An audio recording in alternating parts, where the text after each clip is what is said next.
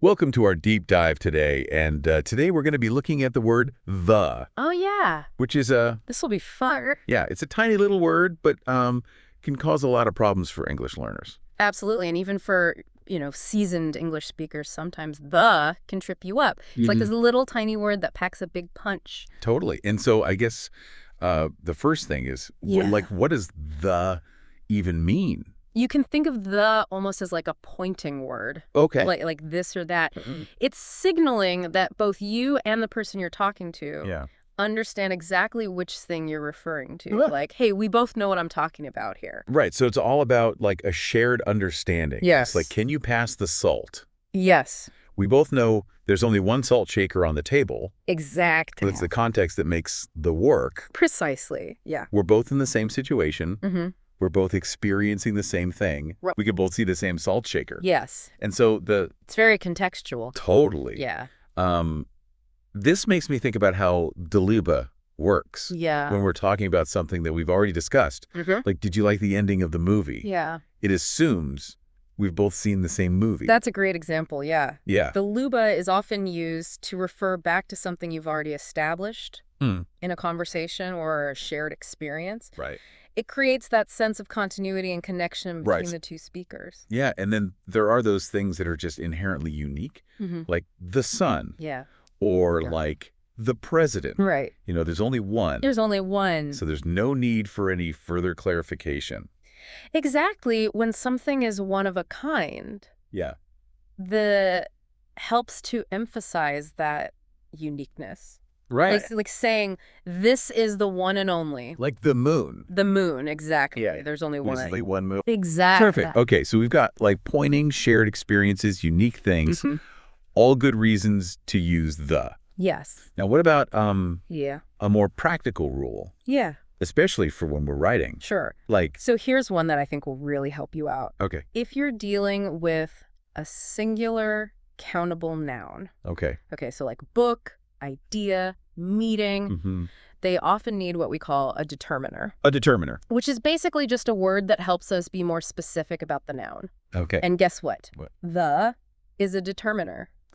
It's often the perfect fit in these cases. So like the is like the leader of Kind of, yeah. a word group called determiners. You can think of it that way, yeah. And Okay. all those words kind of work together to Yeah. clarify which noun we're talking about. Gotcha. Yeah. And so the, if a singular countable noun is hanging out there all alone, the can step in Exactly. and be like, I gotcha. Yeah, just to give it that extra bit of specificity. Okay, so how does this work Yeah. in like a real sentence? Sure, so let's say you have a sentence like, cat sat on mat. Cat sat on mat. It sounds kind of strange, right? Yeah, it feels like something's missing. Yeah, a little robotic. Right. Right. Yeah. That's because cat and mat are both singular countable nouns.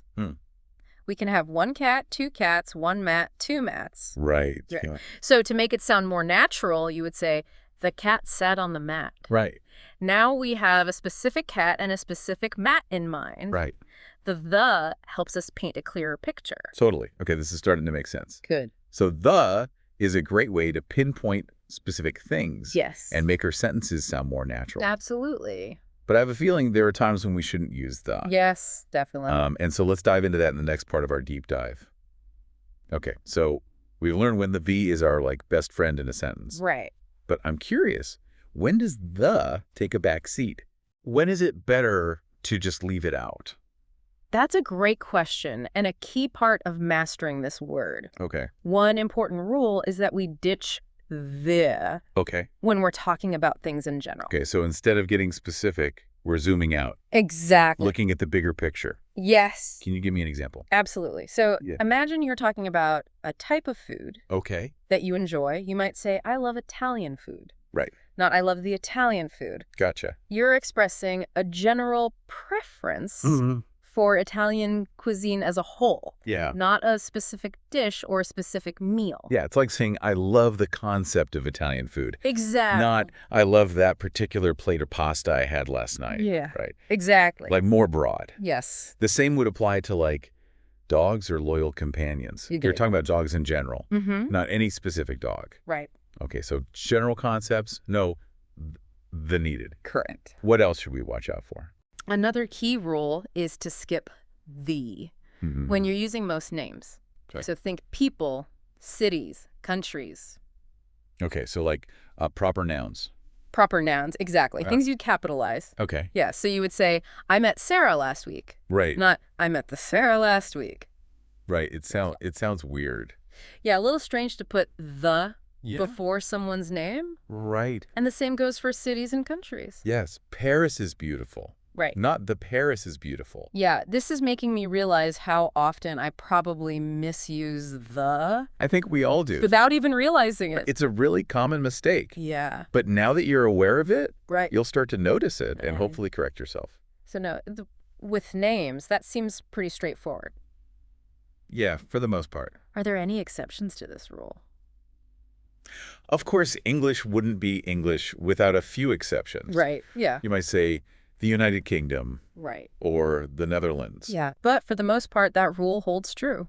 Okay, so I'll keep those exceptions in mind, but generally avoid the Exactly. with names. Yeah. What's our final? Don't use the tip. Remember those determiners we talked about? Right, like this, that, my, All those good words. yeah, all those helpful words. Well, the doesn't like to share the stage with its fellow determiners. Okay. So if you're already using one of those words to be specific, Yeah. you don't need the to jump in and kind of do the same job. So it's like they're each vying for the spotlight and the doesn't want to be redundant. Exactly. It's like, I got this, Yeah, right? yeah. You would say, this book is interesting, not this book is interesting. Right, right. Or is that your car? Yeah, Not, is that your car? exactly. You've already got a determiner doing the heavy lifting Yeah. in those sentences. Okay, so when it comes to determiners, the C prefers to work solo. I like that. I like that analogy. I'm starting to see a pattern here. The biddies is all about efficiency and clarity. It only shows up when it's absolutely needed Yes. to avoid confusion or ambiguity. That's a great observation. Yeah. The pity plays a crucial role in helping us Right. communicate clearly Yes. and effectively. Okay, we've covered a lot of ground here. We have. Let's recap the key takeaways Okay. so far before we wrap things up in the final part of our deep dive. So to recap, like, we've learned that the acts like a spotlight, highlighting specific things that we already know about, Yeah. where they're like unique, but we also need to remember Yeah. when to like dim the lights Right. and let the penny take a break, Yes. especially when talking about things in general, Exactly. using most names, or when another determiner is already on the scene. That's a great summary. Yeah. It's all about finding the right balance Right. between specificity and generality, Yeah. and the helped us do that. I have to say, like, I used to think the I was a pretty simple word, Yeah. but now I'm realizing Right. just how much nuance and complexity it adds to our language. It's true. Even though it's a small word, Yeah, it plays a huge role Yeah. in shaping meaning totally. and creating clarity. You know, I remember when I was learning English, Yeah, via was one of those words that always tripped me up. I bet. But now that we've broken down these rules, Right. it feels much more manageable. That's the power of understanding the underlying logic Right. of grammar. Yeah. It can transform those moments of confusion To aha moments. Absolutely. But let's be honest. Memorizing all these rules can still feel overwhelming. Yeah, What would you say is the most important takeaway sure. for our listeners Yeah. when it comes to mastering the... I would say the key is to develop awareness. Okay. Pay attention to how via is used in real-life conversations.